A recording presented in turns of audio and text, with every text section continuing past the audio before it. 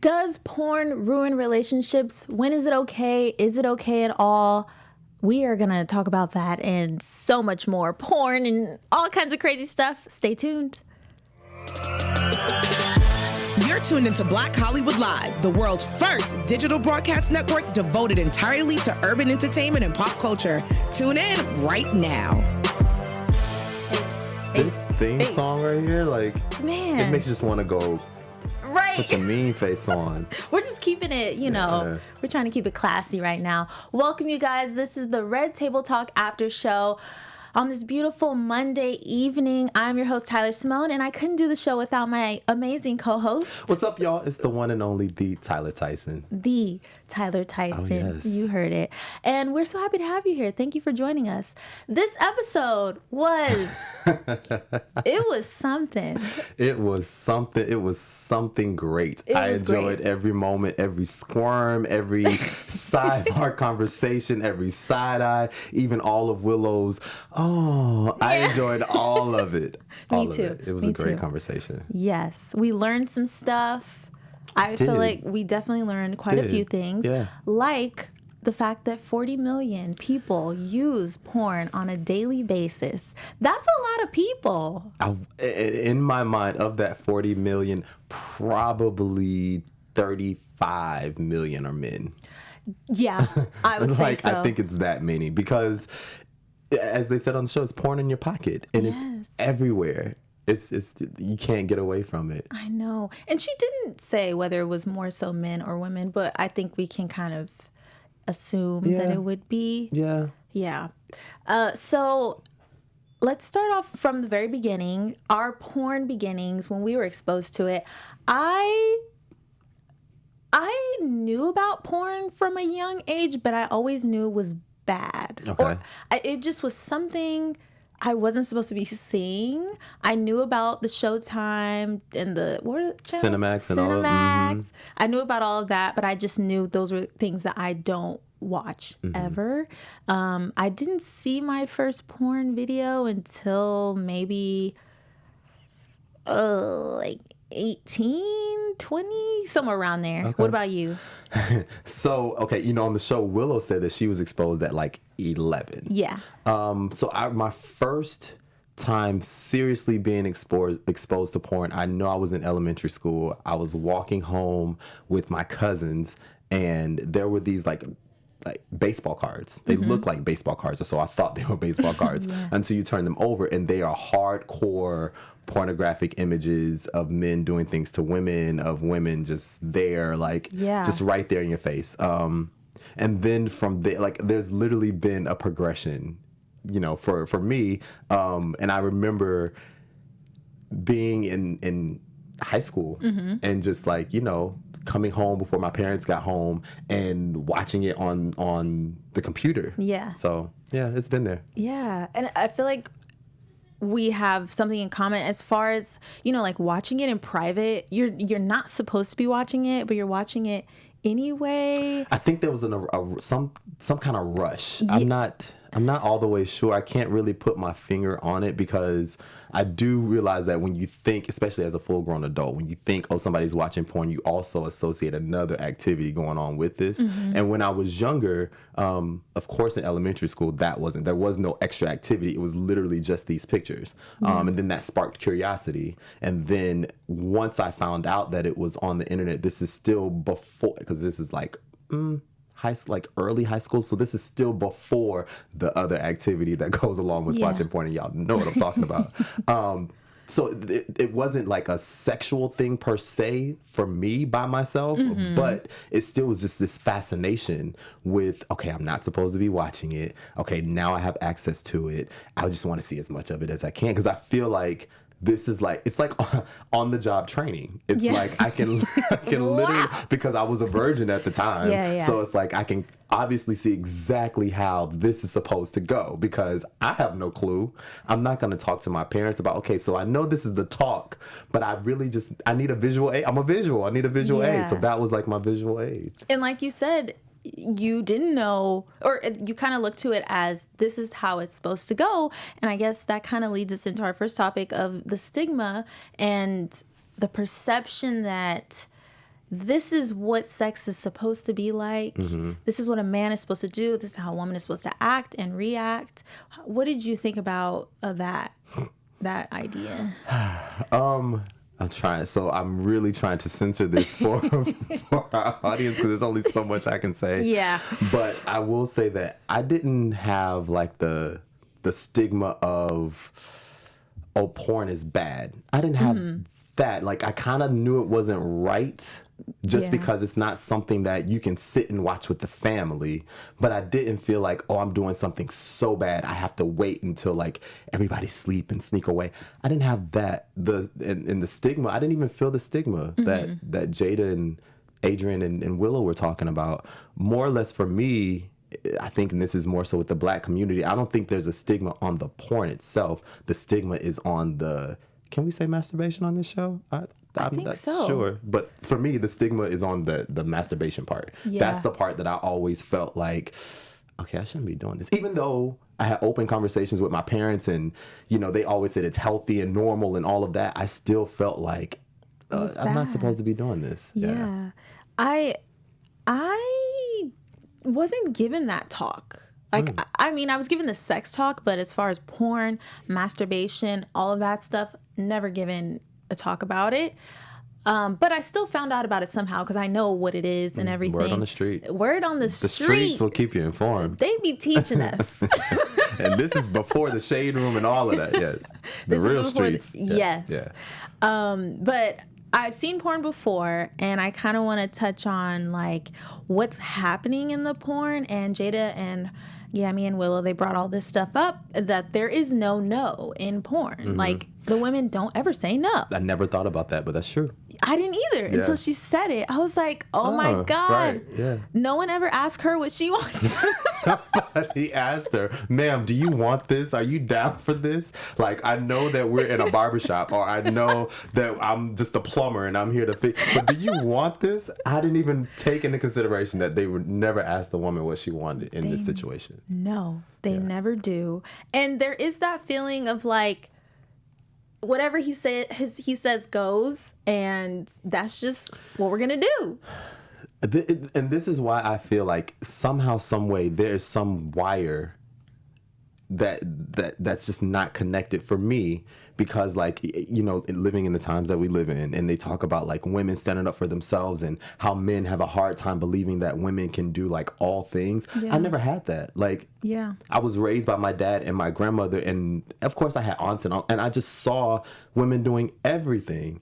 And so I feel like this situation right here too, I don't know. I never took into consideration that the woman's thoughts, what she wanted, none of that is even being considered. That just never crossed my mind. And that the man is like empowered in that moment, because as I'm watching, I'm not feeling empowered. This doesn't feed my ego and then make me think, oh, I can just do whatever I want with the woman. Like, those thoughts just never came my way. Like, not even once. And I think that it's that way for some people, and then for others, it's the complete opposite. I feel like, and they touched on this, the expectations are so high that when men do have sex and it's not like that, then it's not good sex. And I think that's where there's also a disconnect, because in the videos, men are doing a lot of different things. Oh, they're doing a lot. They're making that money. They are earning that coinage. They're earning the coins. And some of the stuff you could say is disrespectful. But where am I going with this? When it comes to women in porn, that stuff that they're doing to women in those videos, to me, is still disrespectful. So, like, in real life, if I'm having sex with someone, what you saw in that video, I don't want to do that. Right. It's disrespectful to me. So then the man is not getting what he wants because he's expecting all this like craziness. But then the woman, she wasn't going to do that anyway. So the interesting thing is, with the whole porn thing, I never looked at it like I'm expecting the woman to do all of the things that took place in this video. Yeah. My takeaway is always, oh, she's expecting this from me. She's expecting me to do X, Y, and Z. She's expecting me to do what he did. She's expecting it to, like, all of those things. It was never about her. It was more so about me. Got it. And I also feel like when you are dating, getting to know someone and y'all begin to get intimate, like, you, even without having the verbatim conversations, like, y'all just kind of know. And Adrian even said that one of the things that Terry told her, whoever this mysterious Terry is, that when you're in your relationships, you guys, whoever the couple is, y'all decide what your sexual experience is going to be. You guys decide what you like, what you don't like. And I feel like that has been the norm for all of my relationships, is that each one is different. Some of them were like this, and these things worked, and some things we did and did not do. And then in this one, it was like anything goes. So I just think it changes from relationship to relationship. Yeah, so you guys do have to communicate about that. And it needs to be an open conversation, I think, because that could potentially ruin a relationship. Listen, you try a trick with the wrong person, and that it is over. It is over. Yeah. Let's talk about the generational differences. Gammy and then Willow, they're on two different sides of the spectrum. As always. But Gammy grew up and she was made to feel shamed for sex in general and then porn as well. But she did say that it helped free her. And I got that when she said it, I understood it. Because, back in the day, women could not express anything that was even on the verge of being sexual. Like, for a woman to say that I'm feeling great about myself and I want the company of a man, she couldn't even say that. Yeah. You remember for the longest time on TV, even through like the 60s with I Dream of Jeannie, a woman couldn't even show her belly button on TV. Yeah. And so now it's gotten to the place now where, we see everything on TV, but still there's a big difference between a guy saying, this is what I enjoy sexually, this is how it as opposed to a woman. Like, when a woman says it, there's still a little bit of a yeah, and it shouldn't be. No, but for whatever reason there is. So I get when she says that, seeing it was like, oh, I'm free to do whatever. Yeah. Like, it is okay for a woman to have these thoughts and these feelings and these urges. Yeah, there's definitely double standards still. It goes for, like, just dating in general, having sex, when a woman, whenever she wants to have sex, like, we can't do things like that without being labeled automatically. And they talked about that too, being labeled a slut and everything else. Yep. Whereas a guy, if he's just being a guy. Yeah. A guy had, like, it's almost expected. I've heard there were other conversations where people talk about the number. Like, I think Mariah Carey just did an interview with one of these magazines, and Cosmo, I think it was, and she said that she's only been with 5 people in her entire life. And people are like, oh, that can't be. No. But it probably is true. Guys are the ones that like to, beef up their numbers, and it's almost expected for guys to have this much experience. And it's like, if you don't have a number that looks like this, then what have you been doing with your life? Whereas if a woman has that same number, it's like, oh, she's been around. Like, it's just such a double standard. It's stupid. Yeah, it is stupid. And with that example, people probably assume she has to have been with more people because she's a beautiful woman. But that doesn't mean anything. It doesn't mean anything. And going back to, like, not being able to be free, I feel like women hide everything. Like, we're just not able to be open about things. Why? Like, I mean, I think us now in this generation, we try. We're getting there. Mm-hmm. But like Jada said, it's going to take a lot of time. But we're not open about our periods. Like, just things like that. We can't talk about it openly without kind of being judged. Mm-hmm. So I think it's the same with sex. Just very closed. Definitely. Yeah. I agree with that.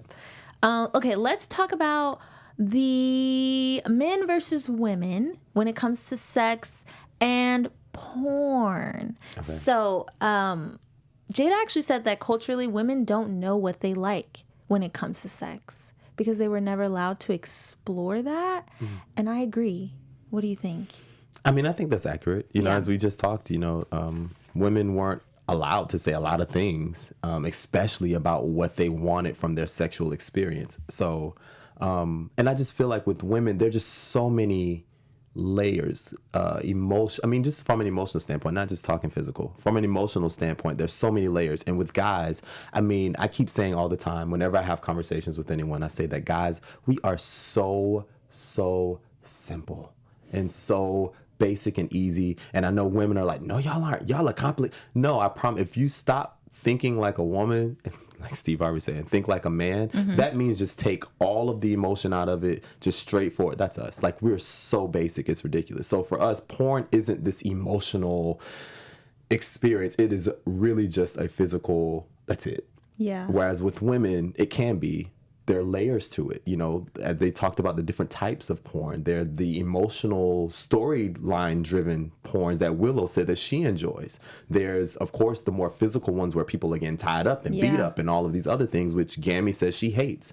And Jada even said that she has a plethora of porn back in the day, she doesn't have now, that had those storylines and that went back and forth between storyline and non-storyline. So I just think that with women, obviously, when it comes to a woman being satisfied, especially on any level, sexual, that it requires emotion. Requires layers. It's like, it's beyond just the physical act of having sex.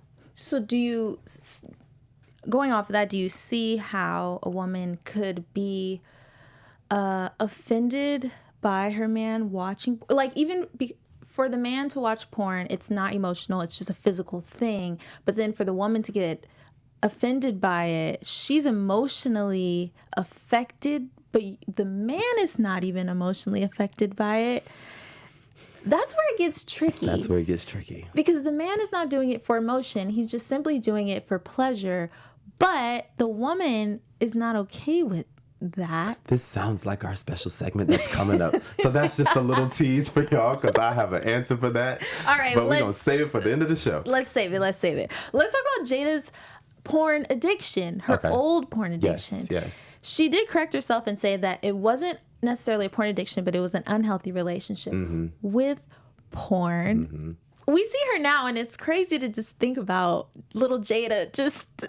Well, I mean, listen, little Jada was a young Jada at one point, and I feel like everything that we go through, everything is a cycle. We're not doing anything new these days that they didn't do back then. The only difference is we have technology to kind of help us do it easier. That's the only difference. The same experiences, the first kiss, the first tongue kiss, the first feeling, any of that, they went through all of those same things. So, I'm not surprised. I love the fact that she backtracked the word addiction, because I feel like in today's society, we're so quick to use these harsh, strong words that aren't applicable for this particular scenario. And she was like, I realized I shouldn't have used that word addiction, because that's such a strong word. It is. So I do have a friend. I know a lot of people say, oh, it must be him. No, it really was a friend in college that, he was addicted to porn. I did not know he was addicted to porn. But like a year or so, I remember him kind of falling off the scene. The scene being like going to the caf, being on the set, going to class, all of those things. But then a few years later, I saw him, and he admitted, he was open about it to everyone. He was like, yeah, I had a full-blown porn addiction. I was missing class. Like, I would literally be in the house all day, every day, watching porn, doing what you do when you watch porn in college. Like, all of the...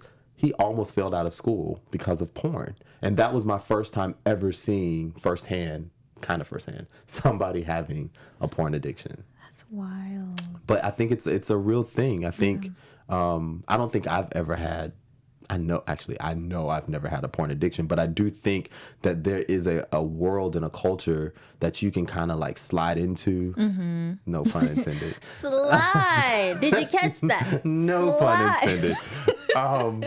Where you can find yourself trying to always be on the search for the video to outdo the last video. Yeah. It's almost like the drug addiction. You get high and you are not all the time. Like, there are people that smoke weed that don't do this, but you know what I mean? You get high and it's like you're constantly chasing the next high or something that takes you higher than what you were just on. And I think that porn addiction is the same thing. And because it's on our phones, and, with Apple TV and Chromecast and all, I mean, if it's on your phone, it's on your TV. Yeah.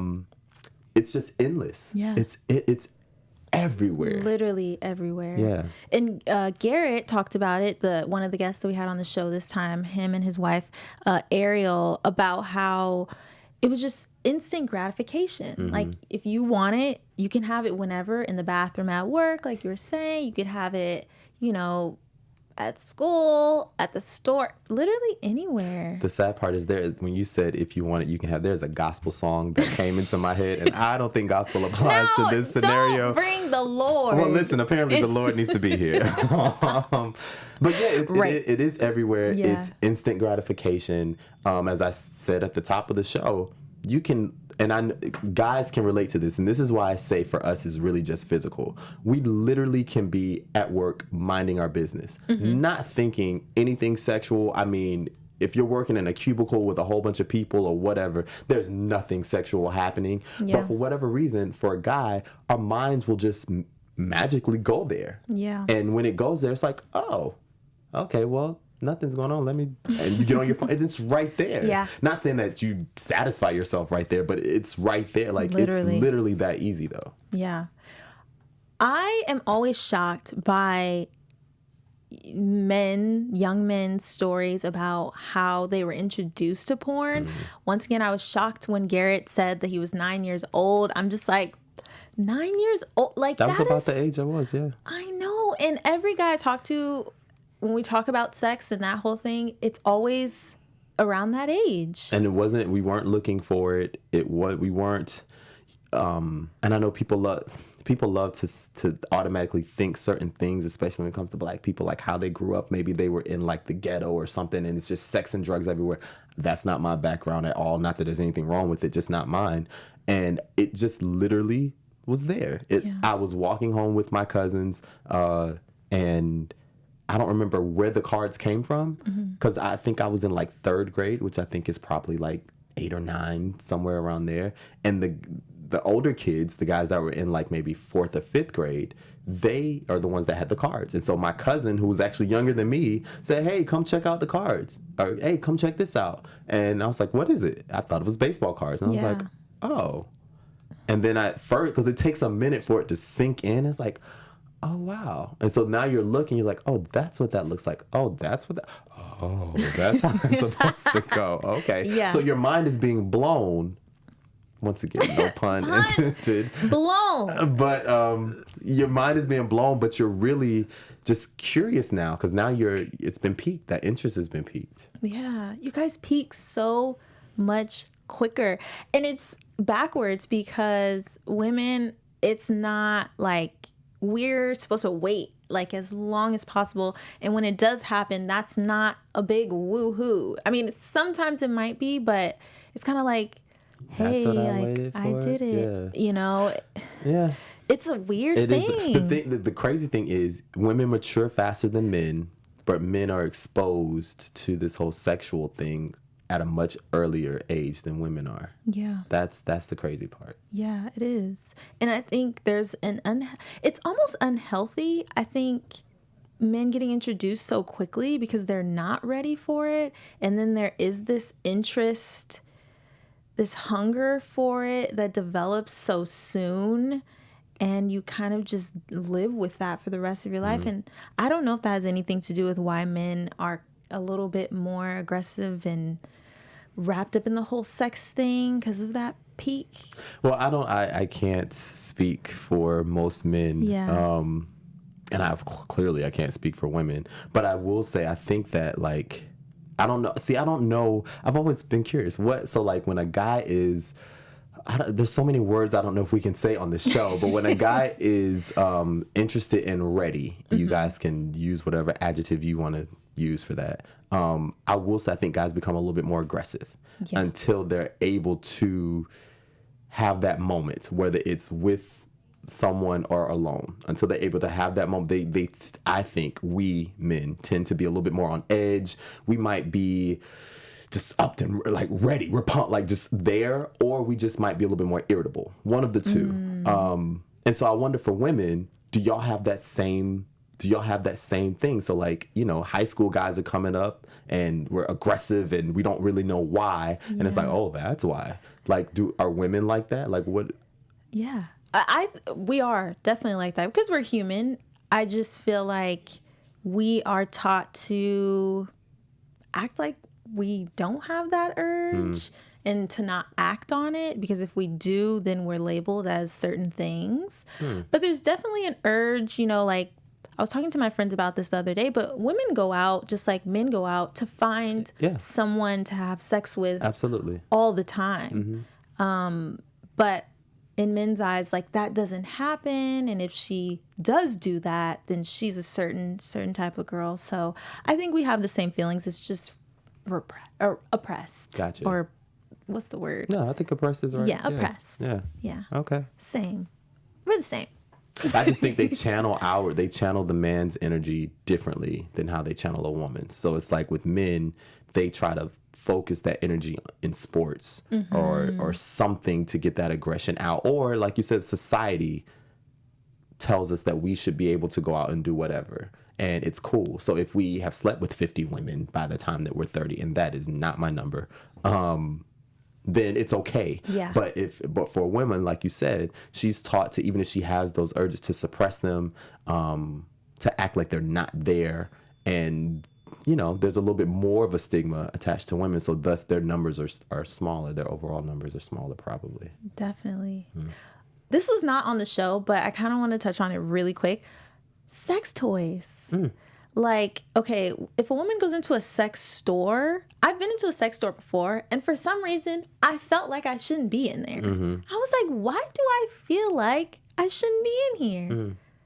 It just goes back to not being able to be open and, like, you know? I swear I always have a story. Go ahead, tell it. So I will say I have definitely been in my fair share of sex stores. And when I was younger, I definitely felt uncomfortable every time, because I swear the sex stores were always in the dirtiest, nastiest part of town.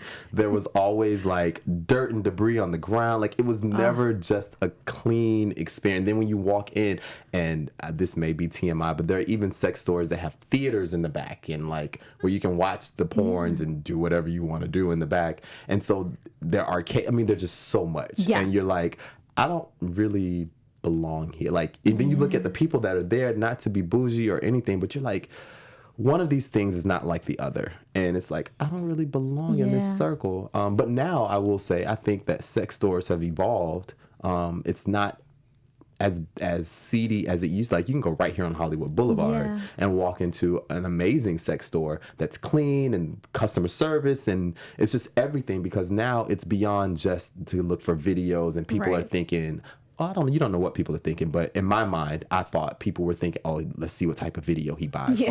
Like, now nobody's going in there to buy videos. Like, now you're going to buy fun things, like edible things, and like, you know, things to spice up the bedroom. So I think now the I'm not even calling it porn, the sex store experience is completely different than what it used to be. Yeah. I think so too. So we're evolving in all kinds of ways, technology and with the toys and the sex, everything. Sex nonstop. You're on a roll with your vocabulary. You're welcome. You're welcome. He's on a roll. Okay, let's talk about the couple that was on, Garrett and Ariel. Garrett knew he had a problem when he couldn't tell his wife that he was addicted to porn. And if I'm not mistaken, he kept it from her for 4 years. Yeah. What did you think about that? He said that because I think Willow asked, when did you hit rock bottom or something? And he was like, when it just got to a point where I could not lie about it anymore.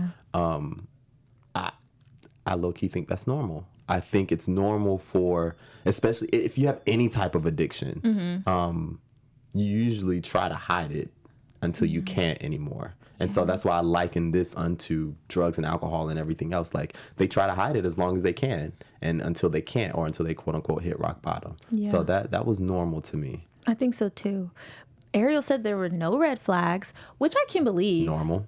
Definitely normal. Because what's the red flag? Right. Like, it's no longer where you're stuck on, like, I remember, like I said, keep slowly interjecting myself into these conversations.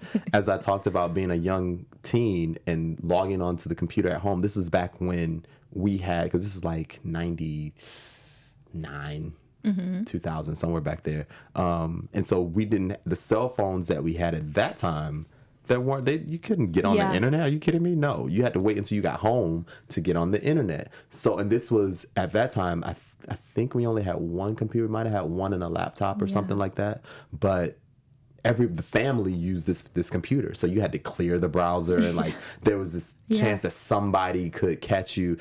Back then there were pop-ups, so there was always a chance that there was a pop-up that was gonna pop up or still be there. Whereas now you do it on your phone. Nobody's checking your phone. Nobody's checking. Yeah, exactly. Yeah, so no red flags at all.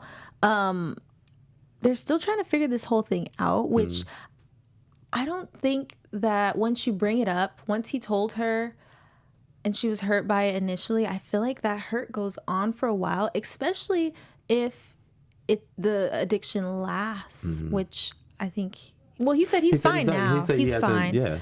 But with her, that emotional hurt that she experienced is probably still there. So this is why I say you have to, I think I said in the last episode, you have to know what your boundaries are. And I don't think this is a boundary for her where like the relationship is over, but for some it could be. And it's like, if it's one of those things so once something happens, that seed is forever planted. And whatever comes of that seed comes of that seed.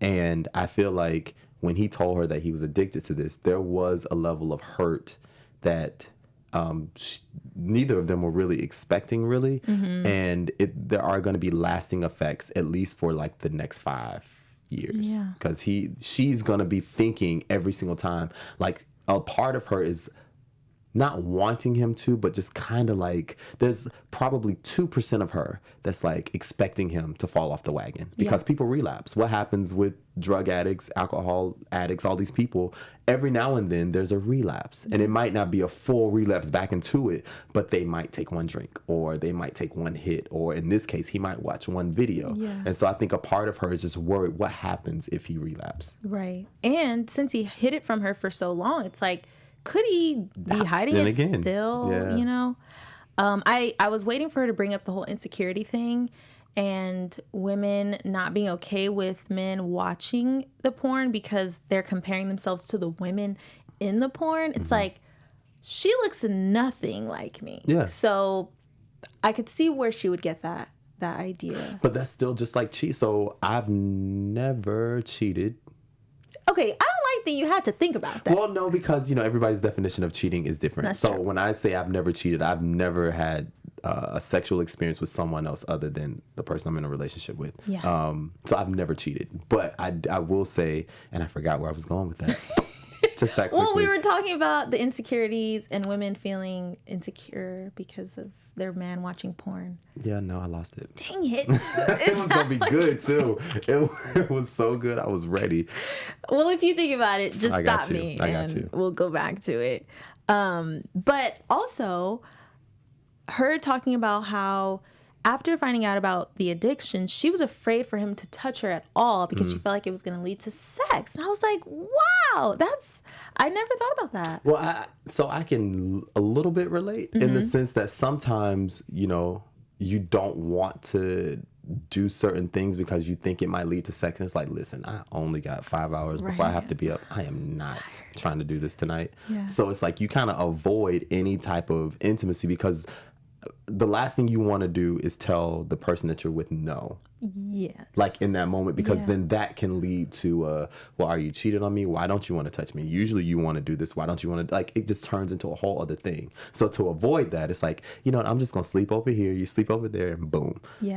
So I get it. And then also if she felt betrayed by the whole hiding the porn addiction, a part of her probably just was like, yeah, I just don't want you to touch me.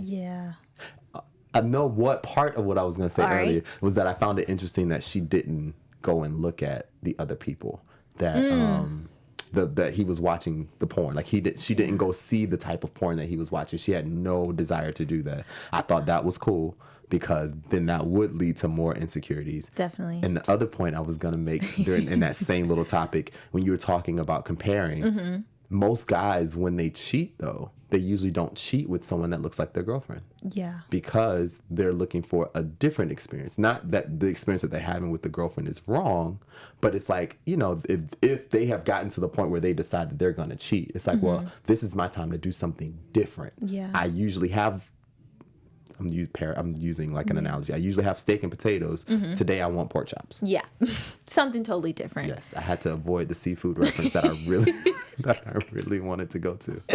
Well, thank you for I do what I can. Thank you so much. Should we get into our news? Let's do it. Yay! Okay, so we do this segment called Mr. and Mrs. Smith, where we give you guys some new news on the Smith family. Take it away, Tyler. Yes, this is Tyler Tyson with your Mr. and Mrs. Smith news update. So first off, I went through all of their pages: Adrian, Willow, Jada, Will, Trey, all of them, and everybody's kind of quiet. Willow and Jaden aren't really posting anything at the moment, but Jada and Will have been going in. And one of the videos that I saw was this video of Jada where she's actually talking about a new summer conversation series that she's doing. Take a look. What's up, Red Table Talk family? I wanted to take a minute to invite you for some bonding time. This summer, we are providing summer healing sessions with me.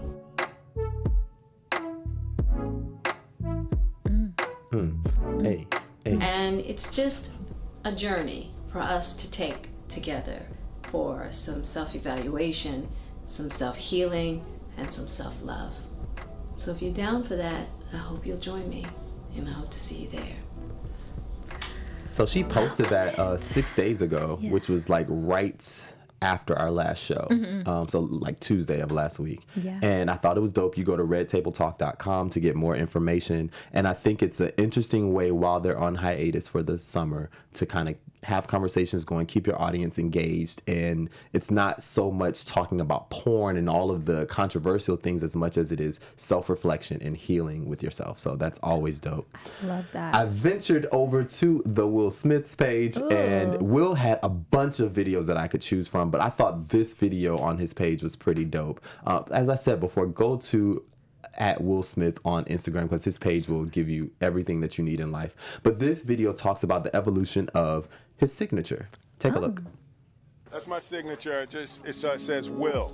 From 1986 till midnight, New Year's 1990, I signed Fresh Prince. Then from 1990 to New Year's 2000, I signed Will Smith. From midnight Y2K until 2010, I signed Will. And then since 2010, I added the little swizzle at the bottom. So if people have old autographs from me, I know what decade the autographs came from. 2020's coming up. I'll just be like, there you go. There you go. That's you. But we don't get, no. I'm gonna know what it is. Just, there you go. Congratulations. There's your autograph. I think that is so dope. I always say you have to be so intentional with everything you do. And the fact that he intentionally figured out each decade how he was going to sign his stuff, that's great. I have missed that completely. Yeah. I got to get on it. That's cool to look back on too. Yeah. And so this little picture, you guys can see, I just thought it was cool to throw it in there just so we can have a picture of Willow and Gammy in this news segment. And basically one of the fans painted this. This is like the cover of, I think, either Essence or Ebony or one of those magazines. And somebody redid it, painted it. And I thought it was a beautiful painting. Yes. So I wanted to add that. And then finally, in this segment, there was a video Jada posted on her page. And as you see, it's from MTV News. I want to say mid-90s, somewhere like 93, 94, maybe even 95. You can clearly see that she is almost in the same getup in what she had in for Set It Off. Yeah. And she's talking about going to school with Tupac, which you guys know are good friends. Take a look. You attended the North Carolina School of the Arts. Yeah, North Carolina and Baltimore School of the Arts. Right. And at Baltimore School of the Arts went to school with Tupac. Yes, he went to school with me. I was there first. Yeah, we went to school together, yeah. What was that whole experience like? I mean, obviously you didn't know he was going to be this big rap star then. I knew he was going to be a big something. That was without doubt. We all knew that. But we had a great time in school. Boy, we had some fun. Those were the days. If we could only go back. I know he thinks that a lot. It's just like, damn. I mean, those were the days. It was just like innocence, just doing our thing. So as you know, she and Tupac were really good friends. She just said they went to school together. I did see the timestamp on that. That was in 1996. So this was prior to his being shot and killed. And I just thought it was dope. I don't know the anniversary because this is one of the latest posts that she posts, so I don't know if it was his birthday or the anniversary of his death or something, but for some reason she felt the need to post a throwback video. But that is your Mr. and Mrs. Smith segment. One of my favorite segments. One of mine too. We love to keep up with the Smiths. Okay, so our last segment is going to be Real Talk, where we just talk about something. It's always different. If you've been here before, then you know this. But today, our question is porn cheating? Ooh. So, real talk for me, I used to struggle with this because I used to interpret you're watching porn and satisfying yourself. I used to take that personal. Yes. Because it's like, why would you do that if I'm here and willing? Yeah. Like, it used to be, oh, well, if I'm not home, okay, cool, I get it, whatever. But if I'm home and you still do it, now it's a problem. So now for me, it's like you have to have those conversations. And it's like I want to say it's cheating, but it's not. But if you know how we said at the top of the show, you set the parameters for what is and what isn't cheating, sex, whatever, in your relationship. Absolutely. So if it's set in the parameters at the top, and I hate a bunch of rules, but if it's said, you know what, Tyler does not like it when this happens, this hurts her feelings when you do this, okay, now I have to stop. And if I don't stop, then that should signal to you that either, one, I have a problem, or two, it's possible that you don't mean that much to me enough for me to stop. One of those two things. Because if I have a problem and I can't, then that's just a whole different ballgame. Yeah, I agree with that. I do feel like there are situations where I could see you being in a relationship and also doing that in your own time. But still, when I'm not home, because if I'm home, that would be strange. That's so never rude. happened to me before. That is so rude. Yeah. That is like one of the most rude things I've ever experienced in my life. It is. It's pretty rude. I could see. And I've done it. You've done it. So even being the recipient of it, I hated it. Yeah. But I've also been the person that did that too. So I mean, I get both sides of the coin. Yeah. It just sucks all the way around. It sounds like it sucks. I could see maybe long distance relationship. There's time in between. That could be something, but they're not in the house, so it makes sense. And there's different types. So then the conversation went from just the videos to, okay, well, you know what? Videos are fine. But if you're webcamming, because that's also porn. That's a lot. That's something else. Yeah. Like, to me, porn is no longer just, the seedy videos that you see, on pick a website. It's on Instagram. It's you direct messaging someone and sending nudes. That's porn. It's no longer webcams, y'all know. FaceTime and all of that stuff. All of that counts. So if you're doing those things, that to me is cheating. I always kind of identified it as if you're able to like build some type of relationship with someone in some type of way, then yes, it's cheating. You can't build a relationship with the video. Yeah. You turn it on, you turn it off. Okay, cool. Yeah. But this whole instant stuff, nah, I'm good on that. Yeah, that's a lot. Yeah. One quick question. I just thought about this. But, okay, so if you're in a relationship with someone and there's certain things they don't want to do sexually, would it then be okay for them to watch porn with those things because they're not getting those things from you? That all depends on the relationship, on the couple. If it's okay, if you and I are in a relationship and you tell me, you know what, Tyler, two Tylers in a relationship, Tyler, I'm not doing X, Y, and Z. Yeah.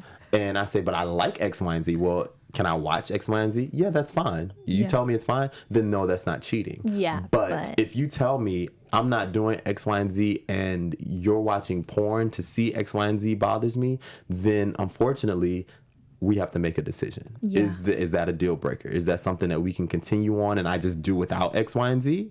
Or is that something where you don't want to do X, Y, and Z right now today, but maybe 3 years from now you will? Yeah. You set the parameters of your relationship. That's the great thing about relationships. Yeah. They're ever changing. You can set the parameters for what they are, and you guys can always go back and change them. Yeah. You just have to you have to be comfortable enough to have the conversation. You do. And I think there's a compromise. Like if he told me I like this, but I've never done that thing, at least I can be open to doing that thing because it would make him happy. So I think, it just goes back to conversation, compromise, and, making it work. Absolutely. It's a partnership. It's a partnership. This is why relationships are so tricky. There's so much work. And you said something that yet again sparked, I don't know, we're out of time, sparked another song. What song?